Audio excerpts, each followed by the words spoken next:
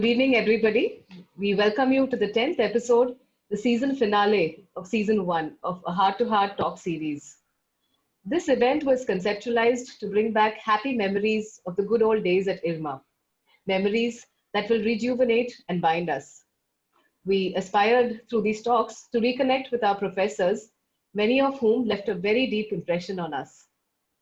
We wanted to hear from them about their experiences at IRMA, their journey in shaping the institution, and a peek into how their engagement with the institution shaped them. These anecdotes and insights, we believe, will add to the institutional memory of IRMA and help especially the younger batches to relate with the institution and how it evolved over time. For the finale of season 1 of a Heart to Heart Talk series, we are privileged to have amongst us today Professor Tushar Shah. Professor Tushar is an economist and public policy specialist with a special focus on water energy policies. He began his career at Anand working with Dr. Kurian at NDDB. During the 1980s, as a faculty member at IRMA, he taught managerial and welfare economics. He experimented with several innovations in teaching applied economics, such as Naranpur Express, a simulation game which is in use at IRMA even today. He also experimented with collaborative field research with students. Professor Shah is also a former director of the institute. After moving from IRMA, Dr. Shah was invited by Colombo-based International Water Management Institute, IWMI, to lead their global research program on water policy and institutions. Since 2001, Dr. Shah has been leading the IWMI Tata Water Policy Program, which applies design thinking approaches to the water energy problem. He was honored with the Outstanding Scientist Award of the Consultative Group of International Agriculture Research in 2002, the UN Water for Life Award for Best Practices in Water Management Research in 2014, and Distinguished Associate Award of International Association of Hydrogeologists in 2018. For over a decade, Professor Shah has been a regular invitee to the central government's economic policy consultations. With IWMI, Professor Shah currently serves as Senior Advisor to the Director General, and at IRMA, he currently serves as Professor Emeritus, as well as a Director on the Institute's board. Professor Shah, it is a pleasure to have you with us today. I now hand over to Jaya Padma to begin with the introduction. Please, Jaya. Thank you. Indeed, a privilege to have you in our midst, Professor Shah. Earlier, when we interacted in what we call a test run, you had shared with us about how you came to NDDB and then were part of the inception of IRMA. That video we've shared on social media, and we know you've been part of IRMA and its evolving journey. Serendipity was the thought that came to my mind when you shared this, because RBI's loss was clearly IRMA's gain. And in our interactions over the past weeks, many professors have shared about their association with you, and there's been special mention of research and case study writing, the Thursday afternoon seminar series, the International Conference of Cooperatives, and of course, Naranpur Express. Naranpur Express is something that has left a lasting impression, I think, even on most participants who've engaged with it. And many of them, I believe, have continued using this in their own ways. My first question to you is, how did this come about and how did it evolve over time? I mean, if we could start with that. Thanks, Jayaprada. I think this is a wonderful initiative, and I would like to compliment all of you who have taken this initiative for doing this, because I think that in the next 10 years, most of us who joined IRMA at its birth would probably no longer be around. And I think for an institution, preserving its institutional memory is extremely important. And I think what you're doing is actually contributing to building an institutional memory of IRMA by capturing these experiences of faculty members who joined IRMA at the outset, and who actually helped to shape the institution. What were their experiences, what were their perspectives at that time, is something very crucial for future generations of IRMA students as well as faculty. So I think it's a very, very noble enterprise that you have launched, and I would like to congratulate you for this. I think the initial conversation that I had with you was I found it very, very, very productive. Coming back to Naranpur Express, um, we had an early relationship with Ford Foundation, who actually had given us a grant to promote research in natural resources. We had some excellent program officers in the Ford Foundation at that time. One person all of you would be knowing is Robert Chambers. Another person was Jeffrey Rom, who wrote a book called um, he was very influential in social forestry and wasteland development. So they had given IRMA a small grant to do research on water, and Kata Singh, Vallabh, some of us were involved in that. Robert Chambers was a frequent visitor to IRMA, and he would try and peddle some of his methodologies like participatory research among our students, and students actually used some of those techniques during the fieldwork. Actually, Robert Chambers was in love with IRMA because it offered opportunities to kind of field test the instruments that he was developing for doing research in rural areas. Uh, around 1980 or 81, I got invited to Ford Foundation in Delhi because one professor from UK had developed a game called Green Revolution. So that game was set in Bihar. It was done by a professor of geography, and the game was extremely simple. And there are lots of that kind of games in circulation. So I went to Delhi and I sat through the 3-hour game, and Robert Chambers was my partner in that game. And we kind of played that game. It was essentially about the risk that farmers face, and how the farmers' options get restricted by the fact that it does not know whether it will rain or it will not rain. There was just one crop, so it was a very simple game, but the dynamic that it created was very, very interesting. This person had developed the game essentially for researchers, but I thought that for a group like IRMA students, it would be something like that would be extremely useful. But I thought that for IRMA students, that game was too simple, and it just did not have the complexities of decision making. We think of small farmer as someone who manages a very, very small, business, and that the decisions involved would be very simple.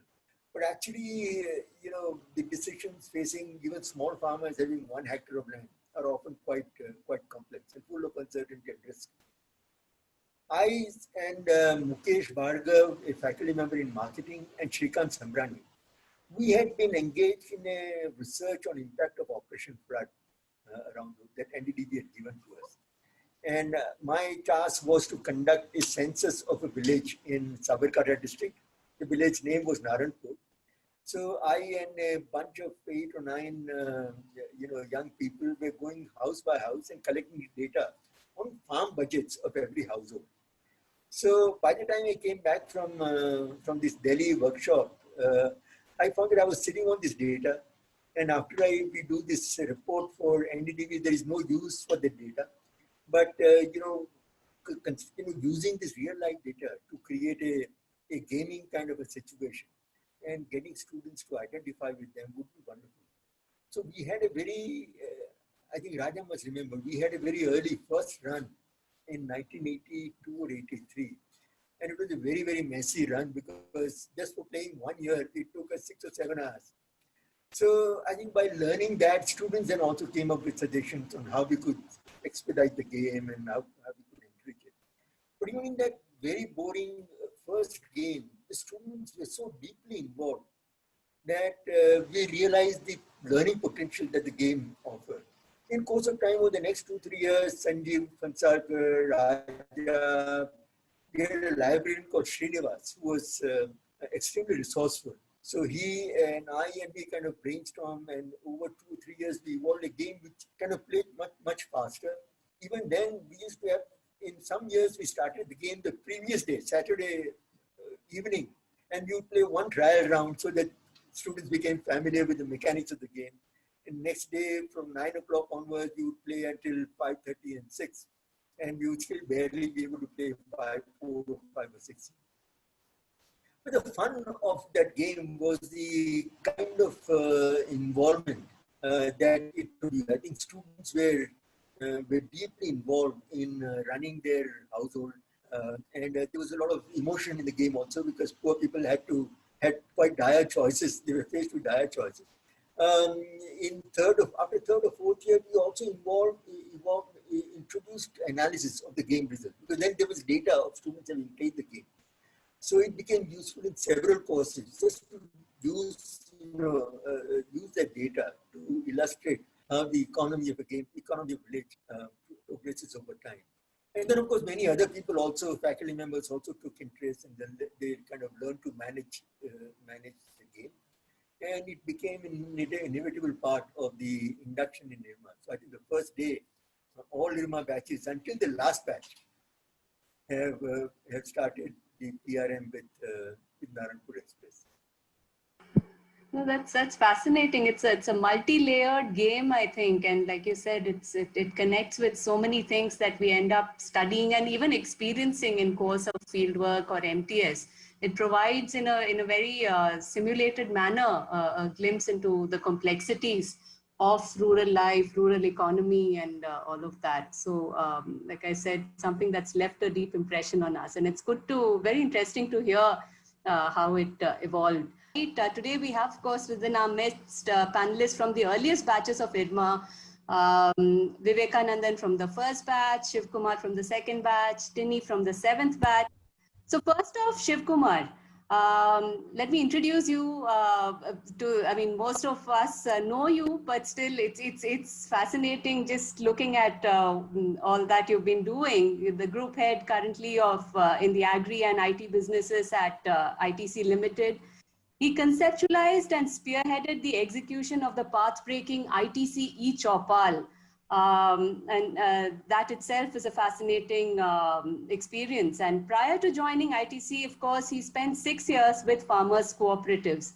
Over the years, he served also as chairman of the National Agriculture Council of the CII, and has been part of the World Economic Forum's Global Agenda Council on Social Innovation. He's been on the member of Board of Governors of IRMA, NABARD, and was also part of UN Global Compact's core advisory group to develop sustainable agriculture business principles, amongst others. So a very short glimpse into what you've been doing, Shiv Kumar, but a privilege to have you here. So over to you, and please share and ask your questions. Thanks, Jaya. That is too long an intro for a panelist, but thanks nonetheless. Hello, Tushar. Hi. The very first time I actually saw Tushar, we didn't interact, but it was a culture shock, I should say. You know, we were from the second batch of PRM, and we walked into our first class, and it was back to back with the first batch's class, and the class finished. We were waiting outside, and so out came Tushar and a few other people from the first batch, and they had cigarettes lit, hotly discussing something, and so one of them called Tushar. So it was like a culture shock for me, coming from a small town instruction-based college. You know, what is this faculty and students? What's happening here? You know, that really was the faculty-student bonding, so to say, at that time. It was like one cohort co-discovering what is rural management. I think that's the kind of a experience that one had throughout the time that I was there. So today, in fact, when I think of management school faculty, it's Tushar's face which comes to my mind. Cutting a few years later, the other thing I wanted to share here is that 8 years later, when I was leaving thinking of leaving the cooperative sector, Tushar was one of the two faculty members that I went to. That time he was the director. And incidentally, Sanjeev Fansalko is the other. He's also on the call today. So I went to Tushar to bounce off some of my thoughts. And so he gave a lot of time, interacted, brought out the various implications. And it was a extremely practical, well-balanced, very insightful kind of input that he had. So I think some of that is what I also cherish. So a question that I wanted to ask you on this forum today, Tushar, is that you've been obviously among the few or possibly the only person who has been there even before IRMA was set up and formally or informally engaged to date. Informally as a local guardian, being in Anand, and formally as faculty director and board member, academic council, and emeritus faculty, I mean, all kinds of roles that you have played. So over all these years, when you reflect, in what way you think IRMA has accomplished its mission, and also a crystal ball in some sense as to going forward, what should IRMA be really doing to continue on this mission? In some sense, I'm asking both a glass half full and half empty view. What is the half full that IRMA has accomplished, and what is that half empty, the journey that we should still pursue? Over to you, Tushar. Wow, that's a that's a topic for a 3-day conference actually on IRMA. But I think it's about 60% full, the glass. I think IRMA has, although we in IRMA ourselves are very, very self-critical, and we kind of tend to give IRMA less than is due to it. But having been outside IRMA for a long period of time, I do think that the idea of IRMA and the actual IRMA have enriched the discussions in the world of rural development over this past 40-45 years. I think one indication that the idea of IRMA had merit and substance is the fact that there are so many other institutes that are doing rural management courses. So I think IRMA, I think one thing that IRMA did very successfully was to drive home the point that there is much more to rural people and rural society than just doing socio-economic studies. That the decision-making structures that affect the rural economy and rural society in very significant ways, they can do with new set of skills and competencies that are widely used in other spheres of human action, but are basically just not brought to bear when it comes to questions of rural management. So I think taking rural problems essentially as managerial enterprise kind of problems and bringing the decision-making frameworks to those problems. I think that was original idea of IRMA, and I think that IRMA has been able to mainstream that. I wish the managerial thinking, IRMA had been more successful in taking the managerial thinking to government bureaucracies, because ultimately even today, I think 45 years after IRMA was set up, most of the key decisions, design as well as management decisions, continue to remain with the government bureaucracy. But I think that given that that there are so many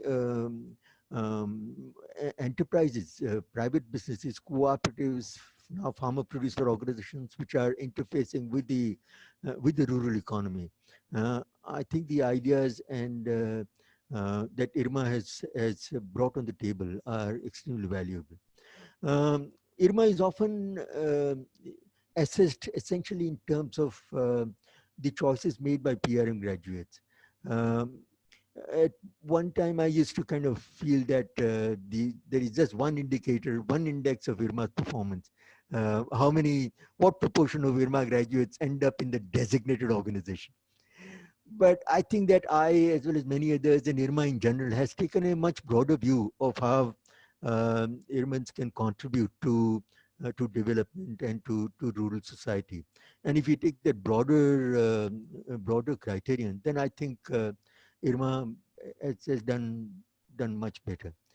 I also feel that IRMA went through a low, um, but I think it's bouncing back, and I feel very good about IRMA and what the future holds for it, because I think the management academia has also undergone a transformation during these 40 years.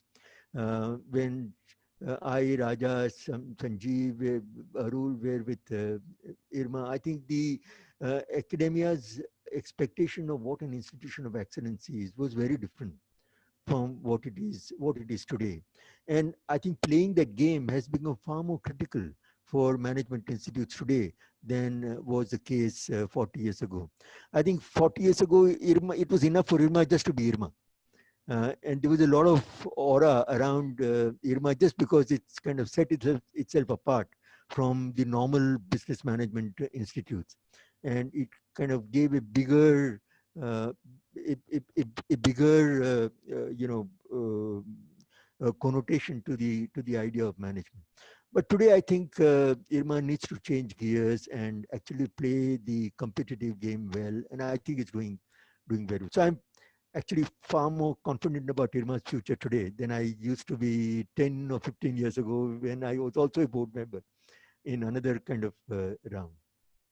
I'm sorry, long answer to a very big question. No, wonderful. Good to hear the optimism in terms of where IRMA could go. Just as a follow-up question, with your permission, Jaya, is that, you talked about a number of other rural management institutes also around the country.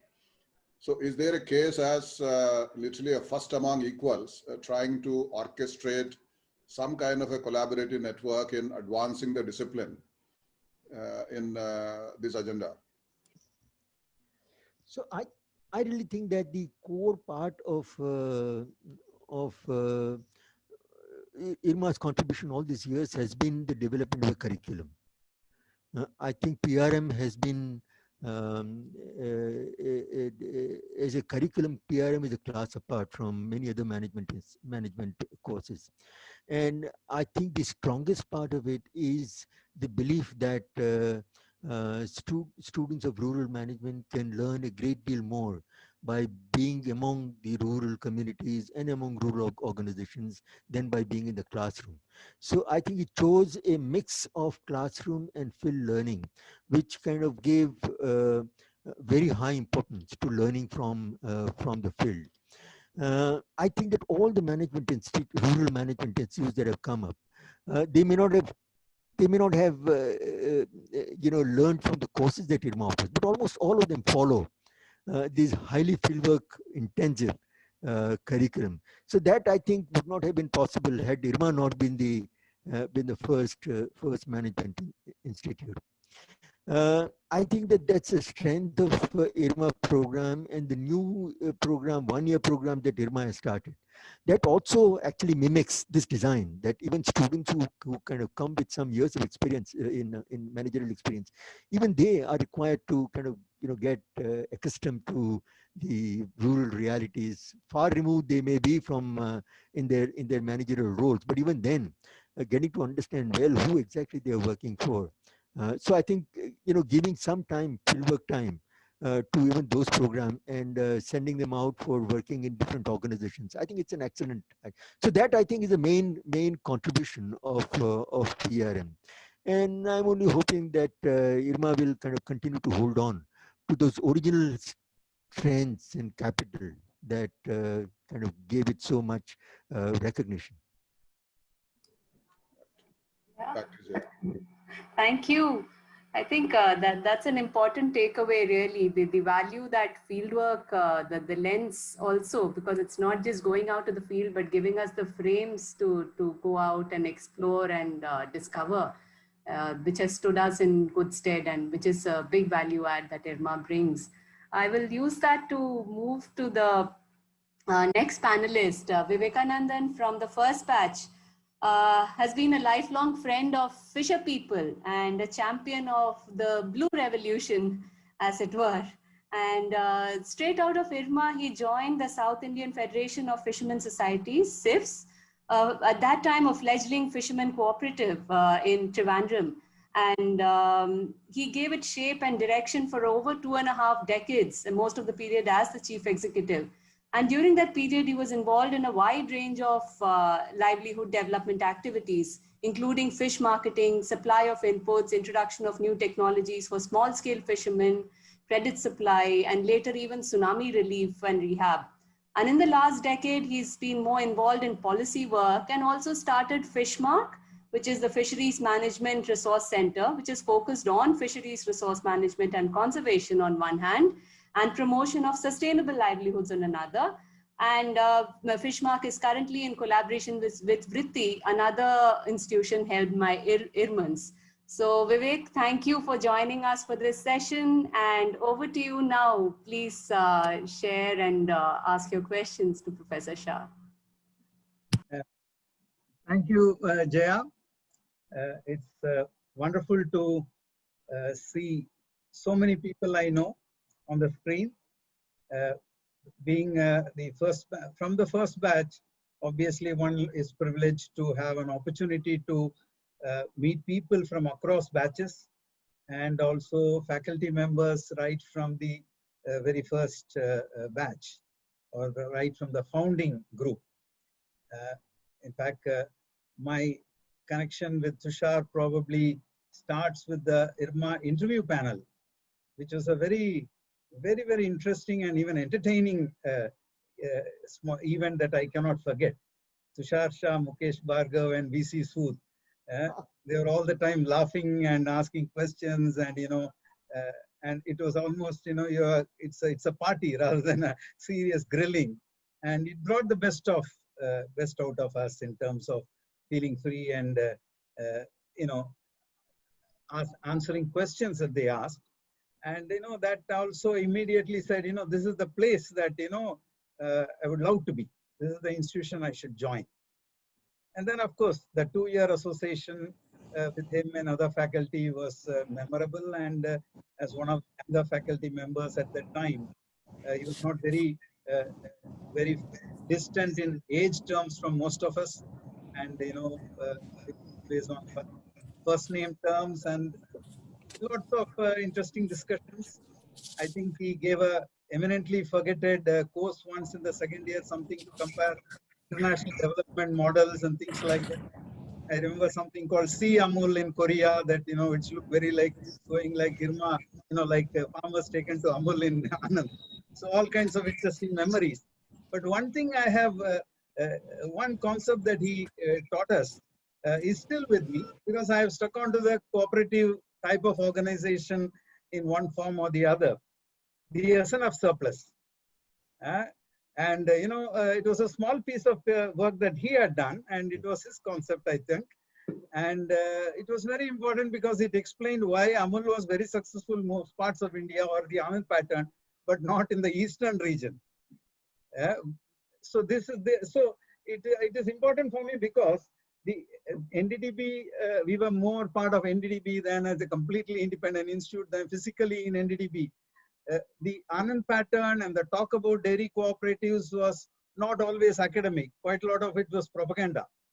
And, we were completely, brainwashed almost to say that, the cooperative model can solve all problems in this world. And here we have one paper which says, you cannot always beat the private sector unless you have an edge somewhere. And it has to be a genuine economic edge. It's not goody-goody things, people coming together and then say we can change the world. You really need an edge. And I have faced that in the fisheries. We really had the struggle. We got people together. The so-called economies of scale were supposedly there. but we could not beat the private sector at many of the games they played. So it was very useful, I would say. And then he played a big role, probably inadvertently or whatever, in the opportunity that I got. CIFS was the first organization which broke through the charmed circle of Operation Flood and oil project organizations who could recruit airmans, an extremely sensitive and controversial topic of those days. And we still don't know how Tushar pushed it through. And I therefore sort of escaped this little bit of a sameness that seemed to, be the rule in the whole NDDB and associated organization, a totally different world. And that route was something that Tushar opened to me. And of course, once I left off, the contacts were always very good. He was always useful as a sounding board whenever I used to come to Anand, which was fairly frequent in some years, especially to try recruiting people for joining CIFS, the Fishermen Federation. And he was, in fact, quite used, he played an important role in selecting some of the people who did very good work for us in CIFS those days. And of course, these wonderful symposiums. I remember the Amul 50th anniversary Golden Jubilee workshop, then the cooperatives symposium. So these were all memorable events where Tushar's presence and he ensured that alumni like me, who had some stakes in these kind of things, were always present. And that was also a great thing for me. He also came once with Professor Thomas to do a small evaluation of CIFS, which was very interesting because it helped for me after a decade of work in CIFS to get a fresh input on the whole organization and the whole intervention. And I still remember his comment that time, "You are an incremental manager, Vivek." Probably not a compliment, but it helped me improve my self-awareness, I would say. And I am increasingly, clear that is what I am. And then, of course, so many other interventions. And then finally, when I quit CIFS and started Fishmark, Tushar was one of the people whom I sought guidance with. So I really owe a lot to him in terms of these high-quality interactions from time to time, which helped me formulate some of my ideas and thoughts. So Tushar, I would say that today, of course, some of us are post our prime in development work. Many have already actually retired. But as a person who still continues to be active in this sector, fisheries and various types of development work, the world seems to have changed so much from those days, from the early 80s. So the relatively, simple intervention of organizing cooperatives, which was never that simple in practice, at least conceptually simple, now seems to be a very, one doesn't know where it fits into this larger scheme of things. So much is changing. The rural and urban divide is almost now gone in most places. And especially in the south where it's almost disappeared. The huge shifting masses of people through mass migrations for work. So the whole scenario has changed. The global scenario has changed. The state and its role. Dr. Kurian's whole intervention was, he was positioning himself as against the state intervention, as an alternative to state intervention. But at the same time, somehow managing to get state sanctioned for what he did and protected the intervention from, being crushed like a typical CSO intervention these days. But the role of the state and its continuing hijacking of the alternatives developed by CSOs. The whole funding scenario, which is so crucial. I think even a decade back or more, you had already foreseen the problems of NGOs because of the various problems arising from restrictions in foreign funds, or not even restrictions. It's not necessarily because of our restriction. The world has changed. Many of the old donors are no more willing to fund the kind of work that we are doing. So and there is a corporatization of the CSOs that is also taking place because of the funding scenario. So what are your thoughts about the future trajectory of development work where independent work, where does it really fit in?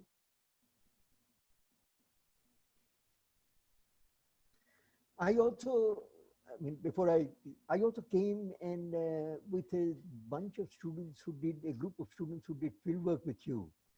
And I came and spent, I think, 6 or 7 days. And that's when I got to, and we were together during those 5, 6, 7 days, and we visited a lot of your cooperatives. And you used to keep coming to Irma and talking about artisanal fishery, fisher folk, and with the trawler wallas. And I could never really relate to that until I came and spent those 5 or 6 days. I think those early days, I don't know where the pressure came from, but most of us used to spend time with students during fieldwork. And that used to be such an important source of learning. I think all the faculty members, the early faculty members, we grew so much because of those short stints of time that we spent with students when they were in the induction fieldwork or in the main fieldwork. So I just wanted to tell you that besides that inauguration visit, I also came and did a longer visit to SIPS. I still can't remember who was that Jesuit who came to recruit you. The name of that person, the father? He's not father actually, Eugene Colas. Ah, Eugene Colas, okay. He wasn't a Jesuit, huh?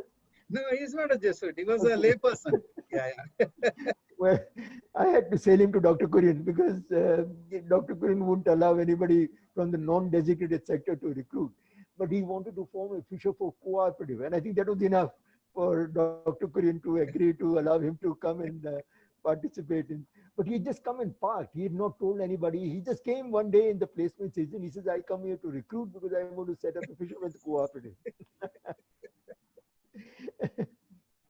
So I think on your bigger question, I think you're absolutely right. And things are so different today from what they were in the days Irma was.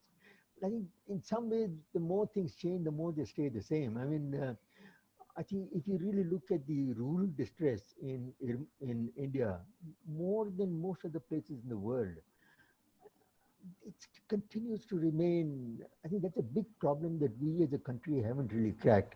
And being from the southern tip of India, you probably don't see the agrarian stress in the northern and western parts of India. And whereas cooperatives and farmer organizations are not the total solution to that, I think that they still have a role to play. And that's why we keep coming back to farmer organizations under different names. You know, cooperatives have now become out of fashion. Farmer producer organizations, and they have kind of come into fashion. And the original mandate that Irma had of mastering the craft of creating successful, strong, sustainable, robust organizations of people, that continues to remain as important now as it was, when Irma was set up. I think rural India can do a lot with some really strong, farmer organizations other than the dairy cooperatives. And in the past 40, 45 years, we haven't really seen anything like the dairy cooperatives yet. There is some magic that the founders of dairy cooperatives figured out, and that we haven't really understood. Maybe SNF surplus is one element of that. In those days, debate in NDDB was that selling liquid milk is always more profitable than selling products. And the paper that I written was basically a response to that. That in a country where 95% of the milk made its way to the consumer through informal channels, when nobody had powder plants, if a farmer organization acquired a powder plant, then that farmer organization had unparalleled competitive advantage over the unorganized sector, because he was the only guy who could accept as much milk that farmers wanted to sell during winter and convert that into powder rather than having to waste it. The private guys had to turn that into ghee and all the buttermilk, all the protein in the buttermilk used to go west because there was so much of buttermilk that you just had to distribute it away. So that was basically the point. And when I used to interact with you, used to keep telling you that you need to create something like an SNF surplus for your fishermen to have some, window of opportunity to kind of build the competitive advantage. Anyway, so I think that the overall environment has changed a great deal. But I think the concerns about rural poverty and organizing farmers are as important today as they were. I keep remembering my professor, Professor V.M. Dandekar, who used to keep saying that our agriculture has become the parking lot for the poor. That in the long run, the only answer to our poverty is shifting billions of people out of unviable agriculture and absorbing them in the non-farm sector. But I think in China, it happened in a short span of 20 years. We are going to take much longer. I think we are going to take another 20, 30, 40 years before we can reduce the proportion of people dependent on agriculture for livelihood to say about 10%.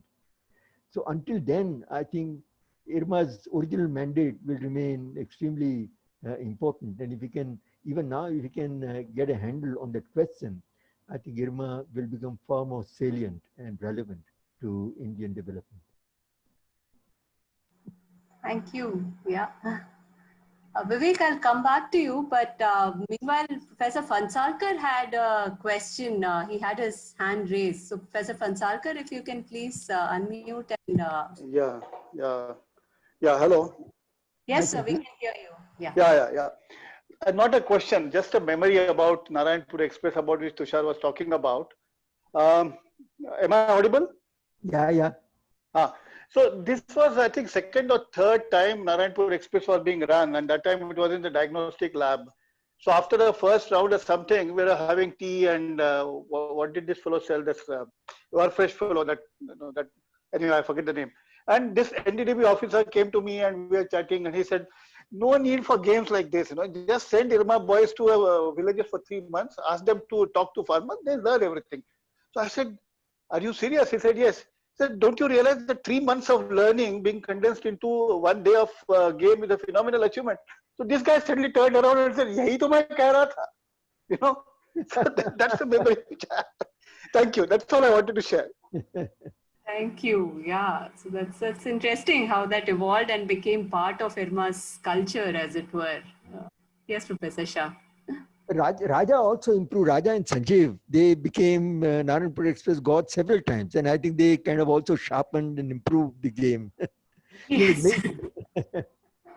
Yeah. The gods were the scary parts, as they always are. Right. So I'll move to our third panelist, Tini. Welcome to this session. Tini is from the 7th batch, like I mentioned, and she has over 3 decades of experience on sustainable livelihood development in rural India, and has worked extensively on issues of agriculture and livestock development for smallholder farmers, particularly in rain-fed regions of India.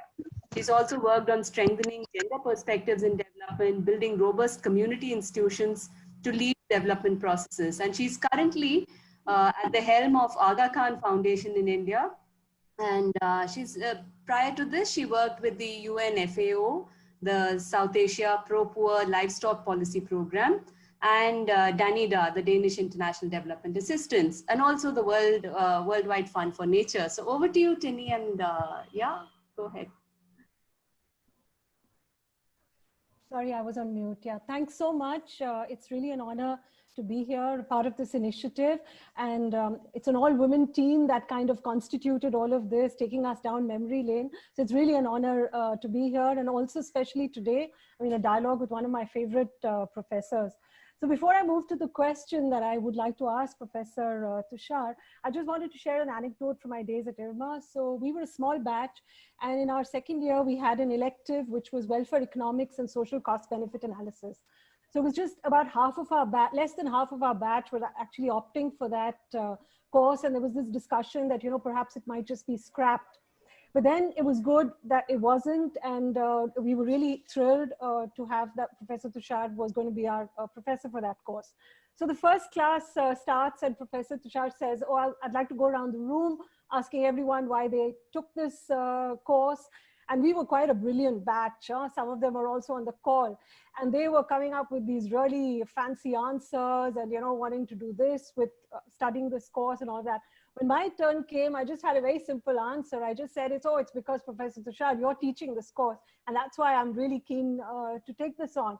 And he, very in his characteristic way of speaking, he said, no, you've got to come up with a better answer, Tilly. And I said, but that's the truth.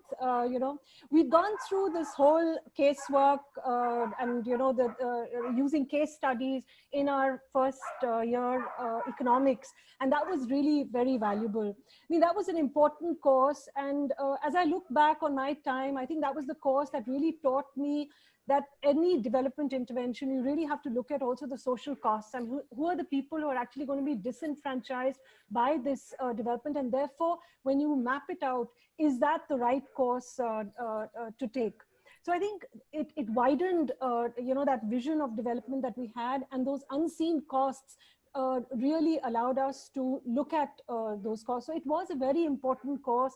It was something that for me has stayed with me all these years. Which brings me to my question, Professor Tushar. A lot of our development currently appears to be in that single pursuit of money, right? It's profits, increasing incomes. And as a result of that, we do see the rapidly increasing inequalities. Look at our environment, the loss of biodiversity, and all of that is so rapidly degenerating. So, I mean, one of the impacts that we did see, none of us will ever be able to forget those hundreds of migrants who walked back during the COVID-19 pandemic with no money, no income, back to their villages. So the question that I just wanted to ask, I mean, can we not have a different development paradigm? And IRMA, with its very strong focus on the poorest, on the most marginalized, could IRMA not be a torchbearer, a lighthouse for a development paradigm where there is greater equality, where we're actually looking at issues of how an intervention is going to impact the most marginalized, and really then rethink that development? Why should development always be at the cost of the poorest? So that was my question. I just wanted your thoughts on that. I thought, Jayapadma, this was going to be kind of, discussion about our experiences in IRMA, but these are all the three questions that are kind of big. Yeah. Knowing the panelists, that's how it is. Each of these questions, I think, is kind of worthy of a 2.5 day international conference, especially the question posed by Tini. I mean, what kind of development path should we be following in India, and can IRMA play that role? I mean, I think it would be wonderful if IRMA can play that role, and I think that that window is still open, because I really don't think that that there is much insight on the table on that. I mean, everybody shares the kind of frustration that that you just vented about the crisis that we've been going through. But I personally think that IRMA was kind of always conceptualized to operate at two levels. To use the community or the society as a unit of analysis, and an enterprise or an organization as a unit of analysis. We knew that ultimately our students, after they graduate, for a long period part of the career, they're actually going to work through organizations and through development organizations. And therefore, it's important for us to impart to them skills and competencies that make them useful as part of a rural enterprise or an organization. I mean, running a cooperative or running an NGO and so on and so forth. It is in the decisions or the choices about where does the entire society need to go. They are normally, I mean, that's a different kind of discussion, and I think in IRMA we did have some exposition to that.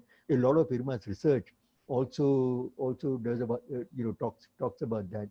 But the core of Irma's work is basically making rural enterprises, farmer organizations work well. And therefore, I think Irma's kind of overall intellectual apparatus gets divided between this enterprise level questions and the society level questions. But there is a great deal of research that IRMA faculty have done in the past and continue to do even now, which kind of does talk about deal with the society level choices, and that should contribute to shaping a viewpoint on that. But Tini, I think that the question that you're raising are kind of really very big, and they need to be taken. They need to be dealt with at different levels, and with its unique perspective, especially on the role that rural organizations can play. I think IRMA has a very distinct viewpoint to put on the table. It may not be all of the answer, but it may contribute very significantly to coming up with a more balanced and more wholesome answer to the very important question that you have raised. I'm sorry, it's very hard to kind of. I think many others would have things to say about in response to your question, but. No, yeah. I agree. I mean, I agree, Professor Tushar, that yeah, it is a much larger question. But I think we really need to also think through that, is this the path of development where, it's only the profit that is going to be the driver, or is it other issues? And I really feel IRMA as an institution perhaps is strongly positioned to start asking these questions, and also doing some type of research in this area, and then bringing these learning to the students as well. I mean, we always felt that, IRMA was that institution that would go out and make a difference. So I think it was in that context. I mean, could IRMA be that lighthouse to actually ask these questions, which are now getting very relevant? I mean, we cannot allow our environment just to go down a path where it's really not worth living there. So that was it. I didn't expect that we'd get all the answers, Professor Tushar, but just some kind of can we think it through collectively? Also, the alumni family together with all of us. I mean, that was why the question, but not to get all the answers. Yeah, but I just want to respond, because I do think that when IRMA started, I may sound as if I'm bragging, but I really think that that IRMA was among the early institutions in India which began to look at the issues of forestry, of water resources governance as common property issues. I think IRMA was the first which brought in the classes, in the curriculum, ideas like common property management, the property rights in natural resources management. I personally built my career in water, with that research on groundwater as a common property. So I do think that in those early years, IRMA did change the tenor of discussion in natural resources and environment management. I think Kata Singh's work had been pioneering. Vallabh's work in that was. So I think a bunch of faculty members in IRMA during the late 80s and early 1990s, I think we did, we just broke out of this enterprise mode and also looked at larger questions of social and socio-ecological concerns. It's a different matter that we didn't, IRMA didn't pursue some of those over time.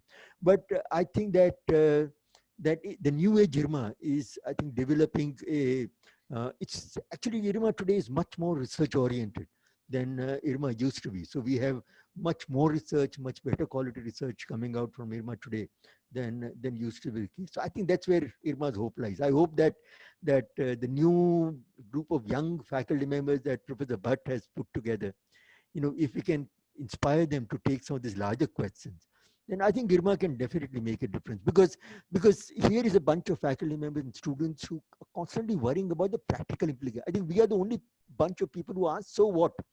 It's one thing to present an analysis, but where do we take this? How do you translate this into actionable policies? I think that's where IRMA's strength lies. And that one attribute can enable IRMA to make sterling contribution to these larger questions.